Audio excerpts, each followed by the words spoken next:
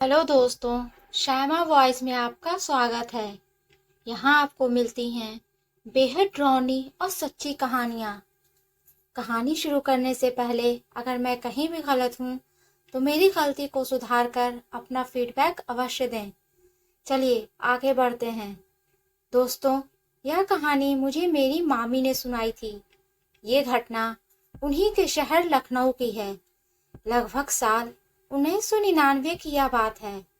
खाली जमीन पर कुछ नए फ्लैट बन रहे थे, जिनमें 2 ब्लॉक थे और हर ब्लॉक में 8 फ्लैट्स थे, जिनमें अखिल और मिस्टर दीवान अपने अपने परिवारों के साथ रहने आए थे। दोनों एक दूसरे को जानते तो नहीं थे, लेकिन एक साथ रहने आए थे तो जल्दी जान पहचान हो गई थी। अखिल का फ्लैट बी ब्लॉक में था और मिस्टर दीवान का फ्लैट नंबर 15 ए ब्लॉक में था। अखिल ने कहा, जगह और घर दोनों बहुत अच्छे हैं। अच्छा हुआ बिना कोई देरी किए हमने यह घर खरीद लिया। तभी अखिल की वाइफ बोलती है, घर तो लेना ही था, ये सही लगा तो हमने लिया। अखिल कहता है, चलो मैं थोड़ी देर पार्क में घूम कर आता हूँ। अखिल पार्क चला जाता है, जहाँ उसकी मुलाकात मिस्टर दीवान से होती है। अखिल बोलता है, अरे मिस्टर दीवान, क्या हाल है आपके और घर में सब कैसे हैं? सब ठीक है, आप बताइए। मैं भी ठीक हूँ। और नया घर कैसा लगा?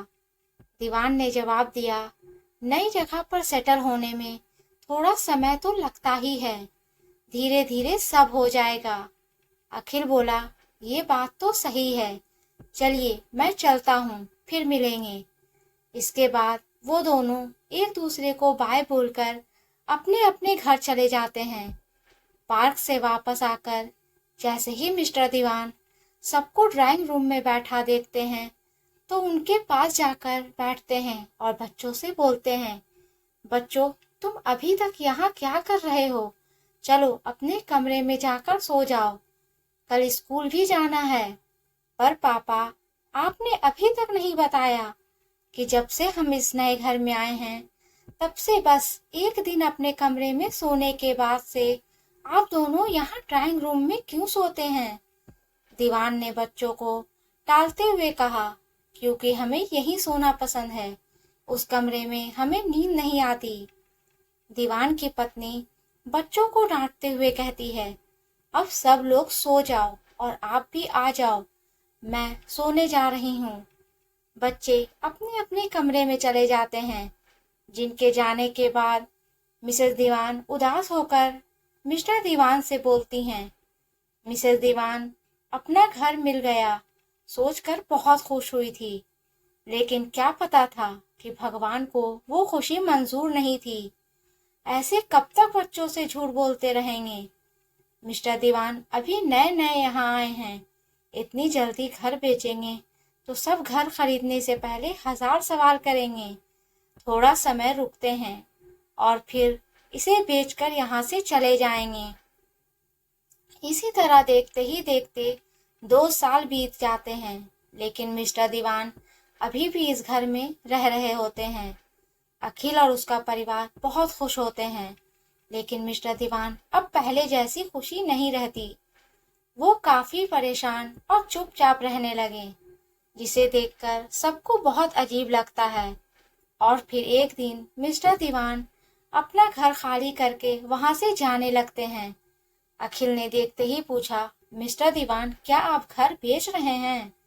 मिस्टर दीवान ने नजर झुकाकर कहा, हाँ, बस कहीं दूसरी जगह अच्छा घर मिल गया है, इसलिए ये बेचकर वहीं जा रहे हैं। इसके बाद मिस्टर दीवान का पूरा परिवार वहां से चला जाता है। अगले दिन फ्लैट नंबर 15 का नया मालिक कुछ किराएदारों के साथ वहां आता है और इस नए फ्लैट को किराए पर चढ़ा देता है। कुछ दिनों बाद वो नए किराएदार वहां रहने आते हैं, लेकिन एक ही हफ्ते में वो उस फ्लैट को खाली करके चले जाते हैं। ये सिलसिला कुछ महीनों तक चलता रहता है दोस्तों, जिससे उसका मालिक बहुत परेशान हो जाता है। मकान मालिक ने कहा कि अब समझ आया, ये मिस्टर दीवान एक ही बार में डील फिक्स करके मुझे ये फ्लैट बेचकर जल्दी जल्दी यहाँ से क्यों चले गए? यहाँ तो कोई रुकने को भी तैयार नहीं है और इस समय इस फ्लैट की अच्छी कीमत भी नहीं मिलेगी जो इसे बेच दूं। क्या करूं?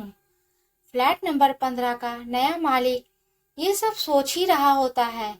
तभी महेश नाम का एक लड़का अपने 3 दोस्त राहुल, शिव और रमन के साथ वहां आता है।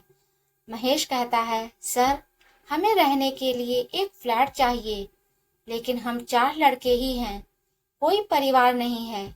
क्या हमें कहीं कोई अच्छा फ्लैट मिल सकता है? महेश की बात सुनकर फ्लैट का नया मालिक खुश हो जाता है और उन्हें फ्लैट नंबर 15 किराए पर देने के बारे में सोचता है। मकान मालिक मन ही मन खुश होने लगता है। फ्लैट तो है, सोसाइटी भी अच्छी है और लोग भी, किराया भी कम देना पड़ेगा, लेकिन एक शर्त है। महेश पूछता है, कैसी शर्त? मकान मालिक कहता है, तुम्हें पूरे 1 साल का डिपॉजिट एडवांस देना होगा और अगर 1 साल से पहले घर खाली किया तो वो डिपॉजिट वापस नहीं होगा। अकेले लड़के को कोई सोसाइटी आसानी से रखने को तैयार नहीं होती। मैं तुम लोगों को वहां अपनी जिम्मेदारी पर रहने की इजाजत दिलवाऊंगा, इसलिए इतना तो करना पड़ेगा। दोस्तों, अच्छी सोसाइटी में कम किराए पर 4 लड़कों के लिए घर मिलना मुश्किल होने की वजह से महेश बिना कुछ सोचे समझे हाँ बोल देता है और वो लोग 1 साल का डिपॉजिट एडवांस जमा करके फ्लैट नंबर 15 में शिफ्ट हो जाते हैं। महेश अपने दोस्तों को समझाता है, देखो यार, बहुत मुश्किल से सिर्फ लड़कों को रहने के लिए ये फ्लैट मिला है, नहीं तो हर जगह परिवार वालों की ही डिमांड थी। इसलिए यहाँ कोई बदतमीजी नहीं, शांति से रहना, क्योंकि 1 साल का डिपॉजिट भी हो चुका है। सभी दोस्त कहते हैं, ठीक है दोस्त, हम ऐसा कुछ नहीं करेंगे। वो लोग अपना सामान फ्लैट के कमरों में भर देते हैं और पहले दिन ड्राइंग रूम में ही सो जाते हैं। अगले दिन कमरा खाली करके सारे घर का सामान सेट करके रात को जैसे ही कमरे में सोने जाते हैं तो कुछ देर बाद डरते हुए वापस ड्राइंग रूम में आ जाते हैं। राहुल बोलता है, क्या यह मेरा सपना था या सच? महेश भी डर जाता है, नहीं यार, हमारा वहम ही होगा। अचानक रमन कहता है, सबको एक साथ एक जैसा वहम कैसे हो सकता है? शिव भी बोल उठा, हाँ, वहां सच में कोई रो रहा था। रहा था या रही थी? वहां कोई रो रही थी। रमन डर से कांपने लगा और उसने कहा, मैं वापस उस कमरे में नहीं जाऊंगा, मैं इस घर में ही नहीं रहूंगा। शिव कहता है, शायद इसलिए इन्होंने इतनी आसानी से हमें ये फ्लैट रहने के लिए दे दिया और इसलिए 1 साल का डिपॉजिट भी ले लिया, जिससे हम खाली करके भी ना जा सकें। रमन ने कहा, भाई पैसे तो आ जाएंगे, लेकिन जान चली गई तो कहाँ से लाओगे? कल ही यहाँ से मकान खाली कर देते हैं। इस सब के बाद वो सब उस रात ड्राइंग रूम में ही सो जाते हैं। अगली सुबह महेश पार्क में घूमने जाता है। वहां उसकी मुलाकात अखिल से होती है। अखिल को अच्छे स्वभाव देखकर और उसी सोसाइटी का पुराना जानकार सदस्य समझते हुए महेश उसे सारी बात बताता है, जिसे सुनकर अखिल हैरान रह जाता है। क्या यह सच है? मिस्टर दीवान ने तो इसके बारे में कभी कोई जिक्र नहीं किया। शायद इसीलिए वे इस फ्लैट को छोड़कर चले गए और इसी वजह से यहाँ आने वाला हर कोई कुछ ही समय में फ्लैट छोड़कर चला जाता था। महेश कहता है, क्या आपको इसके बारे में कुछ भी नहीं पता था?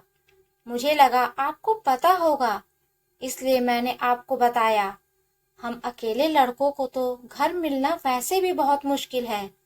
मुझे समझ नहीं आ रहा है, हम करें तो आखिर क्या करें?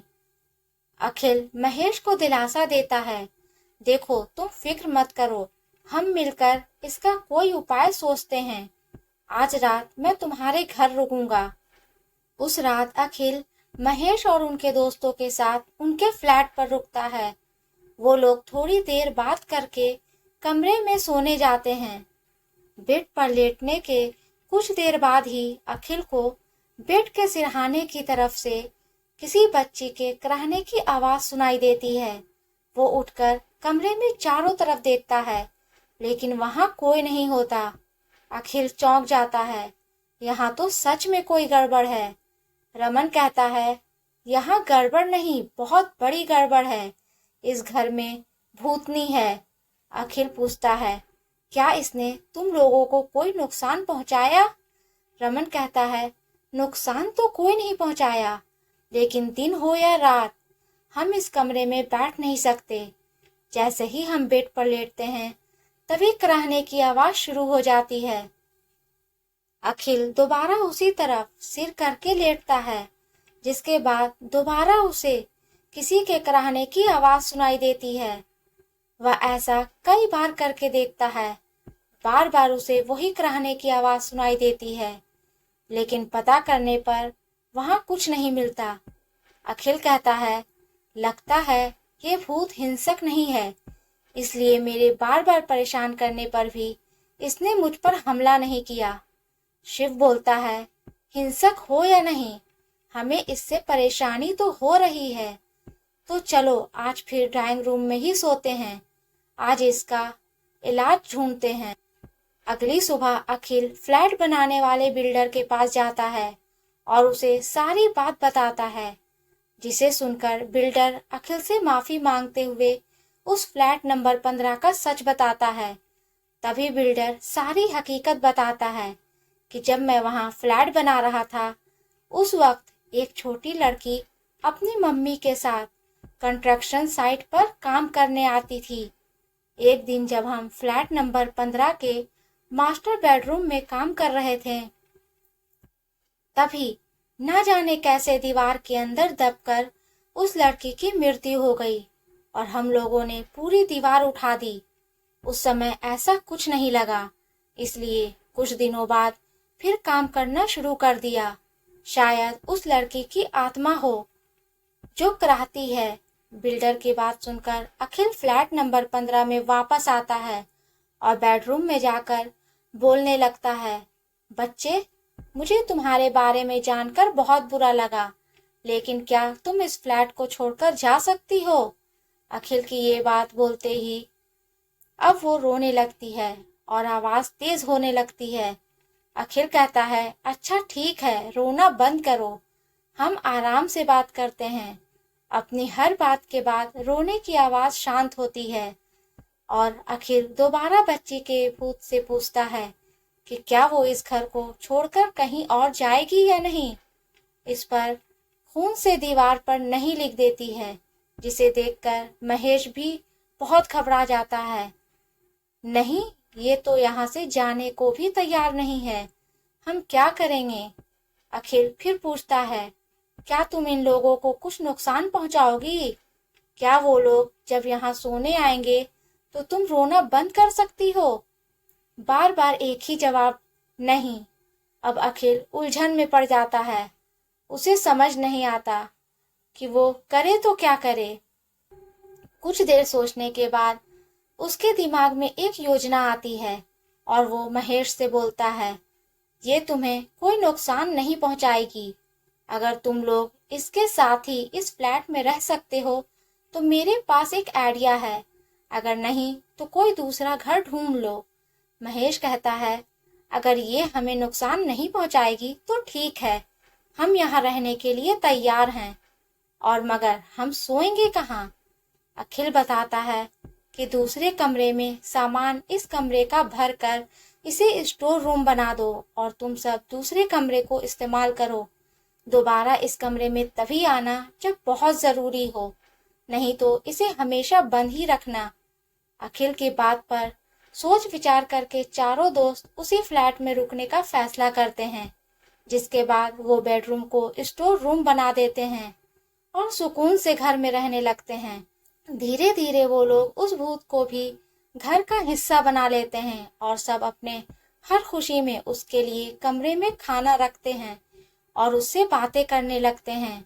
जिसका जवाब बच्ची दीवार पर लिख कर देती है। इस तरह धीरे धीरे हर रात बच्ची के कराहने की आवाजें भी कम होने लगती है और वो सब मिलकर उसी फ्लैट में रहने लगते हैं। फिर कुछ दिनों बाद सभी उस रूम में सोने जाते हैं और किसी के कानों में कोई कराहने की आवाज नहीं आती और सभी चैन की सांस लेते हैं और बहुत खुश होते हैं। दोस्तों, अगर स्टोरी आपको अच्छी लगे तो प्लीज़ इसे लाइक करें। मेरे चैनल पर नए हैं तो सब्सक्राइब करें।